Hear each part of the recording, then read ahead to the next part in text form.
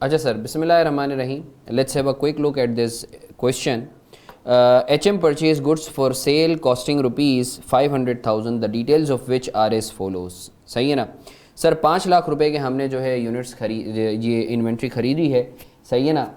अब सर इसके अलावा ये जो है हमने फर्दर एक्चुअली फ़र्दर एक्सपेंसेस इनकर किए हैं या फिर जो है हमें डिस्काउंट मिले. रिलेशनशिप डिस्काउंट 10% का है, सही है ना. तो सर आपको पता है कि relationship discount is another name for trade discount. तो आप क्या करोगे, अपनी लिस्ट प्राइस में से आप माइनस करोगे. सर लिस्ट प्राइस जो है वो क्या है? अच्छा सर, जो हम लोगों ने कॉस्ट में जो है इंक्लूड करने हैं जो आइटम्स, मैं उसे येलो हाईलाइट करूँगा और जिनको नहीं करना उसे मैं रेड हाईलाइट करूँगा, सही है ना. और जिसको पार्शियली करना है उसे मैं ग्रीन हाईलाइट करूँगा. अच्छा सर, रिलेशनशिप डिस्काउंट 10% है. सर क्या इसे आप 5 लाख में से माइनस करेंगे? जी सर बिल्कुल करेंगे, सही है. क्योंकि सर आपको पता है कि इनवॉइस प्राइस आती ही लिस्ट प्राइस में से ट्रेड डिस्काउंट माइनस करने के बाद है.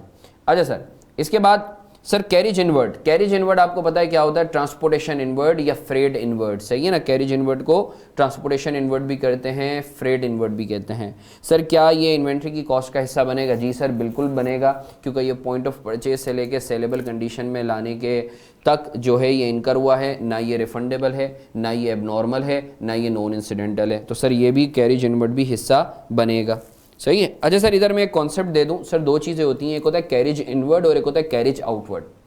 माल अपनी प्रेमिसेस में लाने के लिए जो ट्रांसपोर्टेशन इनकर होती है, दिस इज कॉल्ड इनवर्ड. और अपनी प्रेमिसेस से कस्टमर के प्रेमिसेस तक ले जाने के लिए जो ट्रांसपोर्टेशन इनकर होती है, दिस इज कॉल्ड आउटवर्ड.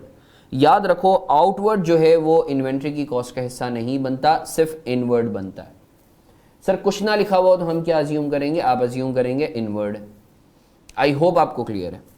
अच्छा sir, octroi charges. Octroi charges अभी हमने थोड़ी देर पहले ही कॉन्सेप्ट देखा है. सर ये भी इन्वेंट्री की कॉस्ट का हिस्सा बनेंगे, सही. अच्छा sir, demurrage charges. Sir demurrage charges होते क्या हैं? Sir warehouse charges.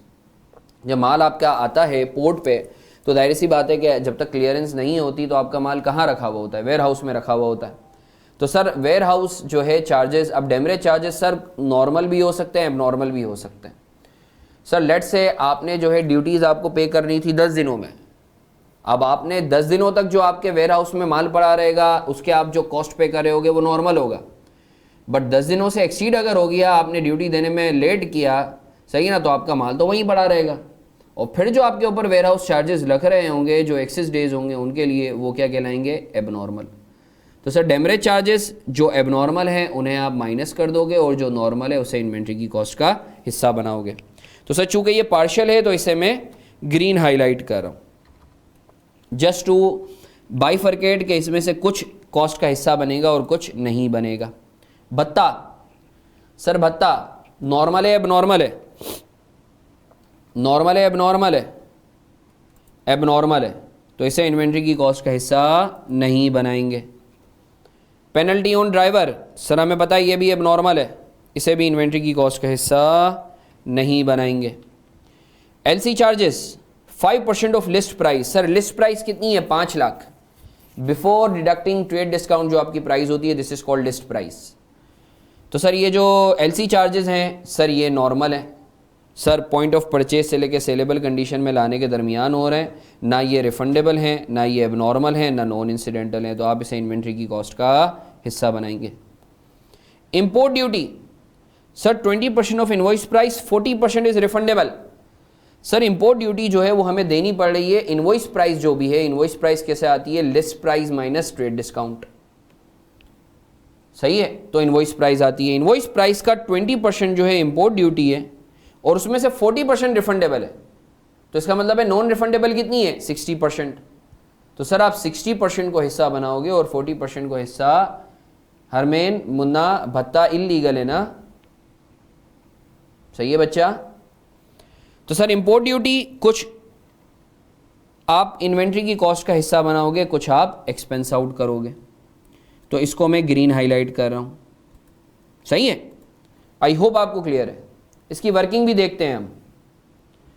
अच्छा sir, sales tax. Sales tax बोलता है 17% ऑफ इनवॉइस प्राइस है, उसमें से 90% रिफंडेबल है. तो सर हमें पता है रिफंडेबल को आप हिस्सा नहीं बनाते. तो सर जितना भी सेल्स टैक्स आएगा उसका सिर्फ 10% जो है मैं इन्वेंट्री की कॉस्ट का हिस्सा बनाऊंगा. चूंकि इसमें दोनों हिस्से हैं जो कुछ हिस्से बनने हैं और कुछ हिस्से नहीं बनने हैं, तो इसको मैं ग्रीन हाईलाइट कर रहा हूँ। ग्रीन का मतलब है पार्शियल जो हिस्सा बनेगा, येलो का मतलब है जो पूरा का पूरा हिस्सा बनेगा, रेड का मतलब है जो हिस्सा कॉस्ट का नहीं बनेगा। अभी सिर्फ डिस्कस कर रहा हूँ, फिर पूरा का पूरा ये करवाता भी हूँ। पैकिंग चार्जेस, सर जाहिर सी बात है कि जब आप इन्वेंट्री खरीदते हो तो वो जाहिर सी बात है अगर इंपोर्ट कर रहे हो तो प्रॉपर्ली पैकिंग होती है। बहुत हाई फाई जो है कार्टन होते हैं, जो एक एक कार्टन जो है शदीद महंगा होता है, हज़ारों में होता है। तो सर पैकिंग चार्जेस की जो कॉस्ट आई है वो 40,000 आई है। सर मुझे बताओ क्या ये हिस्सा बनेगा या नहीं बनेगा? सर बिल्कुल बनेगा हिस्सा। Reason being point of purchase से सेलेबल कंडीशन में लाने के दरमियान है, ना रिफंडेबल है, ना एबनॉर्मल है, ना नॉन इंसिडेंटल है, तो इसे इन्वेंट्री की कॉस्ट का हिस्सा बनाएंगे। अच्छा सर अब मुझे एक बात बताओ, एज अ प्रूडेंट पर्सन सोचो, एज अ प्रूडेंट पर्सन सोचो कि अगर फॉर एग्जांपल इन्वेंट्री तुम्हारे पास आई, पैकिंग चार्जेस कार्टन वगैरह थे, अब जब तुमने कार्टन में से इन्वेंट्री निकाली तो उन कार्टन का क्या करोगे? एज अ प्रूडेंट पर्सन सोचो, उन कार्टन का क्या करोगे? उन कार्टन का क्या करोगे? फेंक दोगे? सर बेचेंगे। बेचेंगे तो जाहिर सी बात है जब बेचोगे तो कुछ इनकम आएगी, ऐसा ही है। तो सर इफेक्टिवली अगर तुम्हारा लेट से कार्टन पड़ा है तुम्हें 4,000 का, और जब तुम इसको बेच देते हो तो बिकता है 2,500 में, तो इफेक्टिवली पैकिंग चार्जेस की कॉस्ट कितनी है? 4,000 या 4 माइनस 2,500, 1,500। 1,500। तो सर ये जो income from sale of packing charges हैं, ये आप पैकिंग चार्जेस में से माइनस करोगे। अब तुम्हें क्लिक भी हुआ होगा कि जो मैं बोलता था ना कि पॉइंट ऑफ परचेज से लेके सेलेबल कंडीशन में लाने तक जितनी एक्सपेंस या इनकम होगी, तो टेक्निकली ये इनकम है आपकी। तो इससे इनकम से क्या होता है? इनकम कॉस्ट को कम करती है। तो इफेक्टिवली आप क्या कर रहे हो? इस इनकम को भी कॉस्ट का हिस्सा बना रहे हो नेगेटिवली। क्लियर है या नहीं है?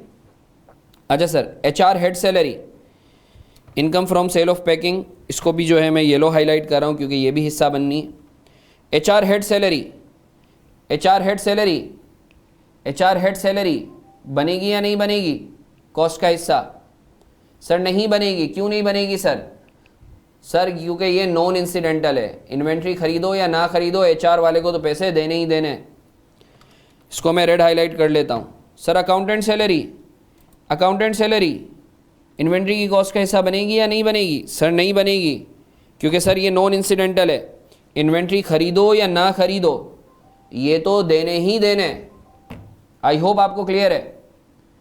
अच्छा sir settlement discount, if HM pays within 15 days and HM वाकई 15 दिनों में पे करता है, सर सेटलमेंट डिस्काउंट क्या कॉस्ट का हिस्सा बनेगा या नहीं बनेगा? जल्दी से बताओ। I am sure settlement discount का आपको कॉन्सेप्ट पता है। सर सेटलमेंट डिस्काउंट अगर आप वक्त से पहले पे कर दो तो आपको मिलता है। सर याद रखो सेटलमेंट डिस्काउंट कभी भी कॉस्ट का हिस्सा नहीं बनेगा, क्योंकि ये नॉन इंसिडेंटल है, इसका ताल्लुक परचेज से है ही नहीं।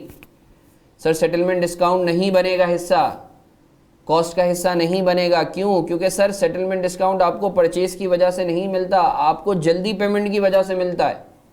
नॉन इंसिडेंटल इनकम है ये। सर ये कहीं मंजन बाई मारफानी या नोट बाई मारफानी में लिख लो कि settlement discount would never be made part of cost of inventory. Reason being कि इसका ताल्लुक जल्दी पेमेंट है, अर्ली पेमेंट्स है, इसका परचेज से थोड़ी ना कोई ताल्लुक है। भाई आप जल्दी पे ना करो मगर परचेज करो, आपको मिलेगा ये डिस्काउंट? नहीं मिलेगा। तो सर कहीं अपने पास डायरी में लिख लो कि settlement discount would always be charged as an income in P&L, it won't be made part of cost of inventory. अच्छा सर तो इसको मैं रेड हाईलाइट कर रहा हूँ। अच्छा सर अब जल्दी से सॉल्यूशन कर लेते हैं, सॉल्यूशन कर लेते हैं, देख लो। सर लिस्ट प्राइस है, अब जो मैं करता जाऊंगा डिस्कस उसको मैं हाईलाइट करता जाऊंगा ताकि तुम लोगों के लिए क्लैरिटी हो जाए। सर लिस्ट प्राइस थी 5 लाख, ट्रेड डिस्काउंट 5 लाख का 10%, तो इनवॉइस प्राइस कितनी आ गई? 4.5 लाख। सही है। अच्छा sir carriage inward transportation cost का हिस्सा बनेगा, 5,000 से ऐड कर दिया। ऑक्ट्रोय चार्जेस हिस्सा बनेंगे, ऐड कर दिया। नॉर्मल डैमरेज चार्जेस आपने देखा मैंने एबनॉर्मल को हटा दिया। अगर टोटल डैमरेज थे 10,000, उसमें से एबनॉर्मल थे 30%, तो 10,000 का 70% नॉर्मल है, तो नॉर्मल को मैंने ऐड ऑन कर दिया। सही है। अच्छा सर इसके बाद LC charges, sir LC charges बोलता है लिस्ट प्राइस का 5%, तो लिस्ट प्राइस है 5 लाख, 5 लाख का 5% 25,000 से उसे मैंने कॉस्ट का हिस्सा बना दिया। आई होप आपको क्लियर है, मैं उम्मीद करता हूं आप लोगों को क्लैरिटी है। Sir import duty, sir import duty 20% of invoice price है, तो 20% ऑफ इनवॉइस प्राइस कितनी होती है? 4.5 लाख का 20%, 4.5 लाख का 20% टोटल इंपोर्ट ड्यूटी आ गई। उसमें से नॉन रिफंडेबल कितना है? 60%। तो जितनी इंपोर्ट ड्यूटी आई 4.5 लाख का 20%, उसका मैंने कितने परसेंट ले लिया? 60%, जो कि नॉन रिफंडेबल है, उसे भी मैं कॉस्ट का हिस्सा बनाऊंगा। मानते हो या नहीं मानते? इसी तरीके से सेल्स टैक्स है 17% ऑफ इनवॉइस प्राइस, उसमें से 90% रिफंडेबल है। तो सर 17% 4.5 लाख का तो मेरे पास टोटल सेल्स टैक्स आ गया। टोटल में से कितने परसेंट नॉन रिफंडेबल है? 10%, तो मल्टीप्लाई बाई 10% कर दिया तो नॉन रिफंडेबल आ गया। आई होप आपको क्लियर है। सर पैकिंग चार्जेस 40,000 थे और इनकम फ्रॉम पैकिंग कितना आया है? 2% ऑफ पैकिंग चार्जेस, तो 40,000 का 2% होता है 800, तो इससे आपकी कॉस्ट कम हो जाएगी। भाई पैकिंग आपको कार्टन पड़े 40 के और 800 में बिक गए, तो इफेक्टिवली आज अगर कोई आपसे पूछो कि आपकी कार्टन की या इन्वेंट्री के अंदर जो आपका कार्टन आ रहा है उसकी कॉस्ट कितनी है, आप 40 बोलोगे या 39,200 बोलोगे? I mean 39,200, obviously you would be saying 39,200। तो सर आपकी कॉस्ट ऑफ इन्वेंट्री कितनी आई है? 59850। मैं उम्मीद करता हूँ आप लोगों को क्लैरिटी है, मैं उम्मीद करता हूँ आप लोगों को क्लैरिटी है इस क्वेश्चन पे। ये इनिशियल मेजरमेंट ऑफ इन्वेंट्री पर एक बहुत अच्छा सवाल है।